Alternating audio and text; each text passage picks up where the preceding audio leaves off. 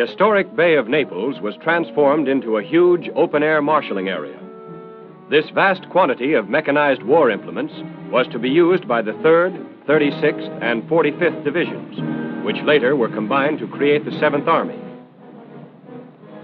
All equipment was loaded aboard, and each piece was checked off the loading chart. The men put in charge represented the best Allied military brains. Fresh from their recent victories, the new 7th Army, all seasoned veterans with experience from the Sicilian, Salerno, and Anzio campaigns, marched to the embarkation port. Friendly Red Cross workers gave a warm touch to the send-off. With precision, reflecting the efficient planning of this campaign, the men marched on board in a steady stream. Their faces showed every human emotion. A few of them would soon see action for the first time, but most were veterans of the tough fighting in Africa and Italy.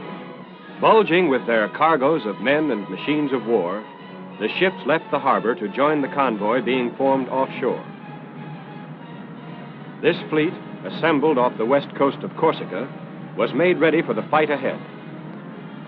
On board one of the cruisers, General Patch, Vice Admiral Hewitt, and Secretary of the Navy Lemonnier of the French Naval Commission met for a conference.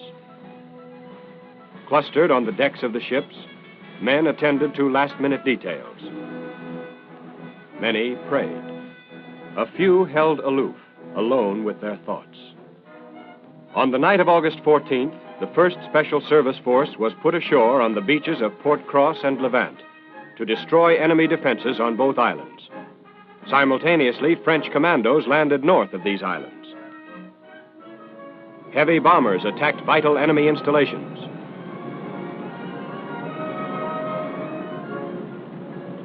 Dawn was breaking when the huge armada of fighting ships slipped into the assault area without opposition.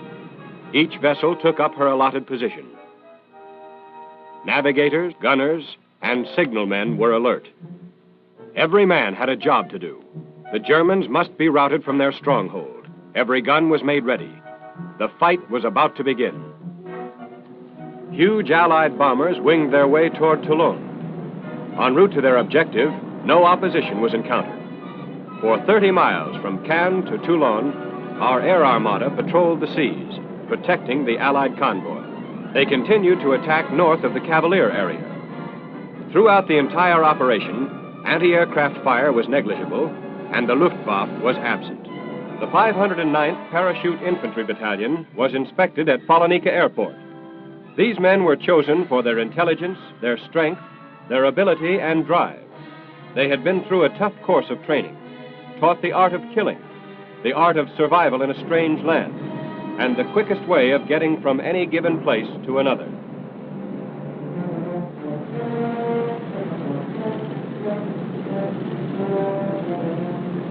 Hundreds of C-47s and C-54s swept across the southern coast of France.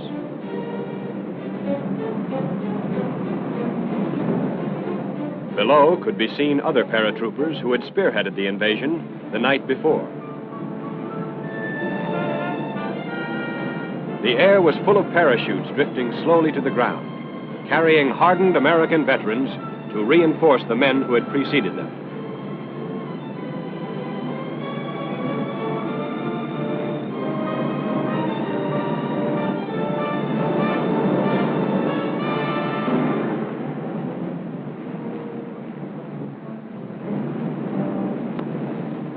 Still further inland, the gliders were nosing downward onto the soil of southern France. These landings were made close to Lemuy, in the hilly country. Many of the gliders didn't have an easy landing. Paratroopers advanced stealthily, following the course which had been given them.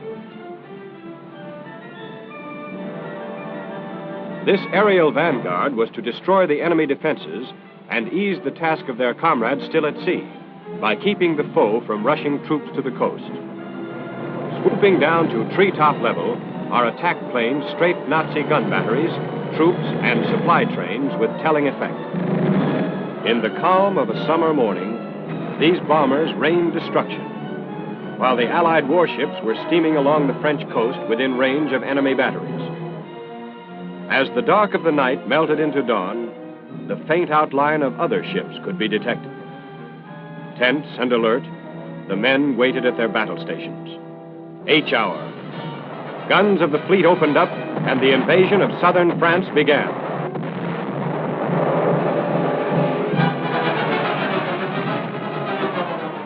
Landing craft bearing men, tanks, and ammunition raced toward their objectives. American PT boats vanguarded the invasion. Transports released their cargoes. Some assault boats were lowered empty into the sea. Others were fully loaded. As these landing craft headed for the shore, there could be no turning back. The roar of the fighting planes, the booming of the big guns, and the rockets zooming overhead created a never-to-be-forgotten inferno.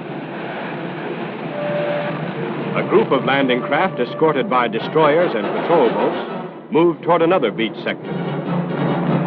Troops began to scramble up the beach. They were prepared for an enemy onslaught. But not a single German soldier appeared. Not even a Luftwaffe soared overhead. Under Lieutenant General Alexander M. Patch were 3 corps. The 6th Corps, commanded by Major General Lucien K. Truscott, included the famed 3rd, 36th, and 45th Infantry Divisions. The French 2nd Corps was commanded by General Jean de Lattre de Tassigny, and the 1st French Corps was under command of General Bethouat. Still unmolested, men and supplies were landed. However, rearguard sniping caused small delays at some of the landings. 100-foot floating causeways were dropped into the waters. Mine detector squads cleared the roads to permit our tanks to continue on their way. German prisoners were herded onto the beaches for removal to ships. By midnight of August 16th, the French commandos had been contacted. Operations had progressed so smoothly that by noon the following day, a beachhead 20 miles long and 9 miles deep had been established. Our seriously wounded men were evacuated to floating ambulances. Meanwhile, the enemy fought desperately to block our advance in order to cover a general withdrawal.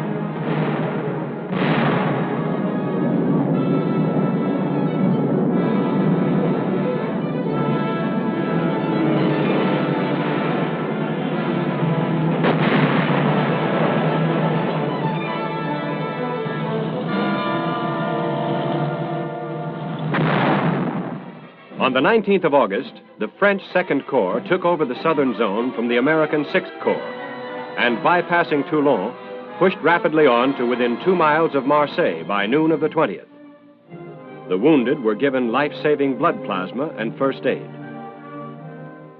Prisoners taken in the advance were immediately evacuated from the combat zone. General Patch, accompanied by General de Tassigny, who now commanded the French B Army, awarded the Silver Star to Marc Reynaud, the leader of the French patriots in this area. The 3rd Division, en route to Brignoles, halted its drive momentarily. In these rare moments of relaxation, the men found relief from the rapid pace of their drive. Brignoles was liberated by the 15th Regiment of the 3rd Division. The Germans had not yet offered any strong opposition to our rapid advance, which moved forward according to plan. A first aid station was established to give immediate medical attention to the more seriously wounded before they were evacuated to hospitals. The 3rd Division continued its advance toward the west. Throughout the early stages of the campaign, Le Mouilly remained an important communications and road center. At Calais, a few miles northeast of Dragoon, partisans rounded up French civilians who had been spying for the Germans, a scene which was repeated in each liberated town. The flushing out of these traitors made the advance into the interior safer. On August 21st, Monoc was liberated. Our advance elements had difficulty in keeping contact with the retreating Nazis. This town did not become a battleground, and the rapid movement of our forces prevented any German destruction. When the first part of the 3rd Division entered Avignon, they had a close-up of the destruction caused by our bombing. The streets were deserted, for the civilians did not believe the Germans had actually left. Only the FFI having seized the town center, waited for the arrival of our troops. The French force entered Marseille. Isolated Germans, cut off from further retreat or aid, had to be liquidated. In other sections of the second largest city of France, parts of the 3rd Algerian Division guarded against possible counterattack by Germans left in the city. The streets remained deserted until the patrols routed out the last of the enemy.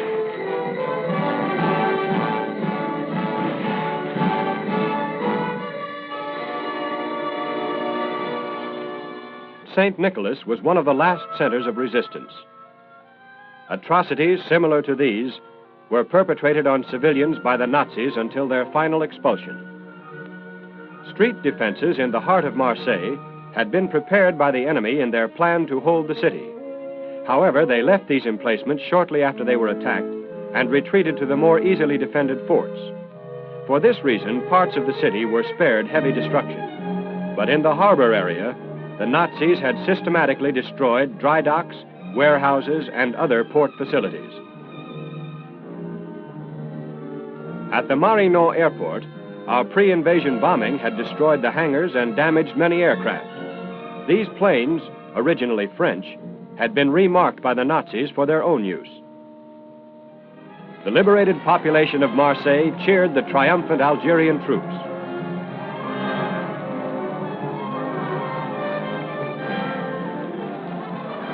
General de Josselard de Marty-Saberti, commander of the French Algerian Division, was congratulated by General de Tassigny and by Monsieur de Till, French Minister of War.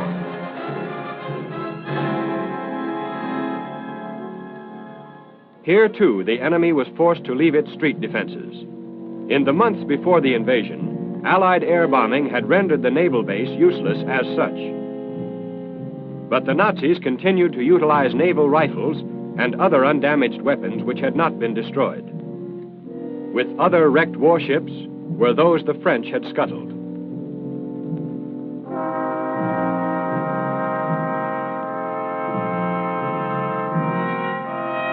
This is what remained of the famous French fighting vessel Dunkirk. This submarine and torpedo plant, although damaged severely, had remained in use until the capture of the port.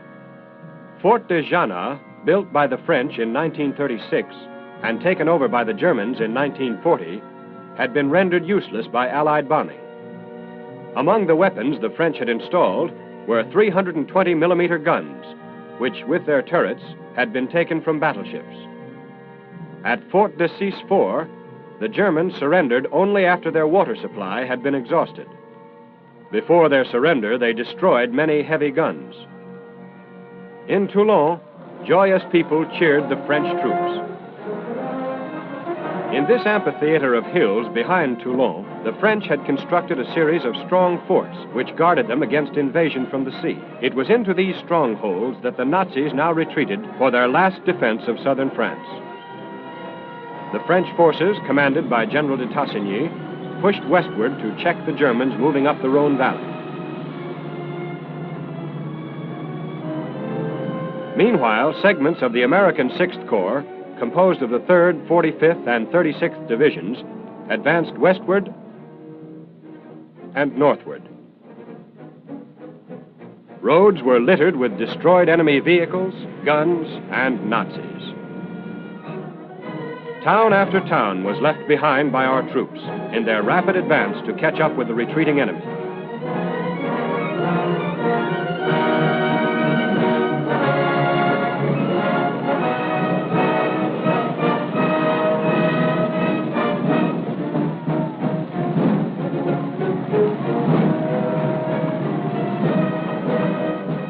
Troops entered Grenoble, 140 airline miles from the beaches, and Montélimar on the Rhone River, about 100 miles from the coast. Both places were reached only 8 days after landing. Up to this time, prisoners of war numbered about 17,000. These included Czechs, Poles, and Russians, many of whom had been forced into the German army. When our troops passed through the towns, they found that abandoned vehicles and equipment had already been appropriated by the FFI. partisans were rounding up Nazi sympathizers, including French women who had been friendly to the Germans. Our only interest in these proceedings was to examine the suspects for spies and saboteurs. On the afternoon of August 29th, the 2nd Battalion of the 7th Infantry Regiment of the 3rd Division caught up with the enemy 5 miles north of Montélimar. With the destruction of this second segment, we had captured nearly 15,000 more troops, which had been concentrated to block our advance. To prevent our rapid thrust up the Rhone Valley, the Germans concentrated heavy forces below Montélimar. But Task Force Butler, composed of elements from the 6th Corps, skillfully wheeled through Dye to the Rhone, pocketing the Nazis from the rear. This was in conjunction with our units of the 3rd Division, which were driving up from the south. Our artillery went into action.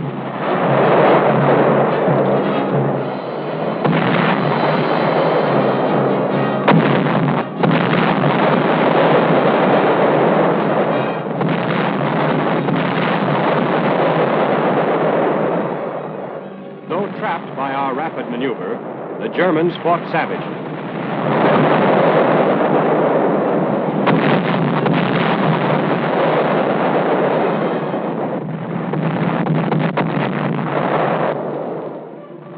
The Nazis who escaped annihilation fled northward, pursued by our Air Force and units of the 3rd Division.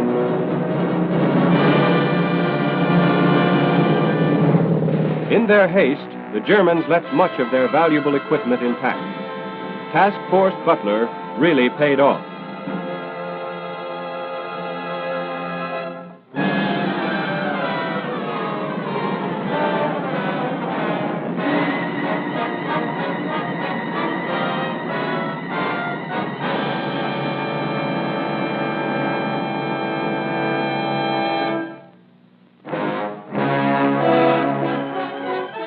Nazis who had been cut off from their escaping comrades were rounded up and imprisoned. While the 3rd Division was moving toward Lyon, the 191st Tank Destroyer Battalion, in support of the 45th, raced northward above Lyon to cut off the Germans who were retreating through the Rhone Valley.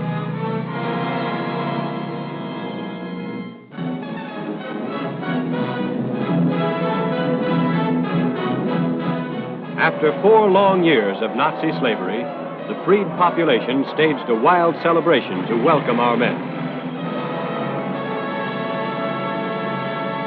The major delaying tactics of the retreating enemy consisted primarily in destroying all bridges, railroads, and blocking highways. There was no rest for the engineers. Major General John W. O'Daniel, commander of the 3rd, crossed the bypass to direct the pursuit. On September 11, 1944, reconnaissance elements of the 1st French Armored Division entered Dijon. Dijon is an important road junction on the main highway leading from southern France. The few American civilians in town on this date were given very special attention. Meanwhile, at Saint-Bernon, 13 miles west of Dijon, French troops attached to the 7th Army joined with the French units of the 3rd Army. The final line had been forged between our forces, which landed in southern France on August 15th, and those which had landed in Normandy on the 6th of June. This junction closed the last escape route for the Germans remaining in the south and west of France. Thus, the fighting qualities of the soldiers, sailors, and airmen of the United Nations defeated the enemy in southern France. Their valor, stamina, and devotion to duty were beyond praise.